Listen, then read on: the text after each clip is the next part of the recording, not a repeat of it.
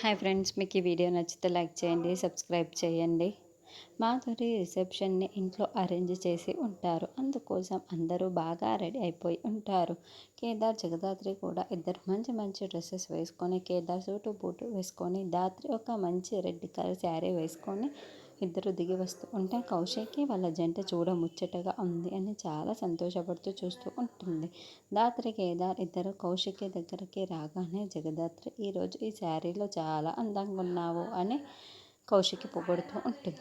దాంతో దాత్రి కేదార్ ఇద్దరు చాలా సంతోషపడుతూ అప్పుడే నిషి కావాలని ఊర్లో పెళ్ళికి కుక్కల హడావిడి అన్నట్టు ఉందత్తయ్య వీళ్ళ పరిస్థితి అన్నట్టు చెప్పడంతో దాత్రి కేదార్ చాలా బాధపడుతూ ఉంటారు. అప్పుడే కమిషనర్ అక్కడికి వచ్చి ఏంటి కేదార్ నువ్వు ఇంటి వారసుడు అని నిరూపించుకున్నావా అని అడగటంతో లేదు సార్, నేను ఇంటి వారసుని కాకపోతే నాకు ఇంకా సాక్ష్యాలు ఆధారాలు దొరకలేదు అని కేదార్ చెబుతాడు. భలే ఉందయ్యా మీ ఇద్దరి కాంబినేషన్, మీ జంట కూడా అలాగే ఉందనుకో.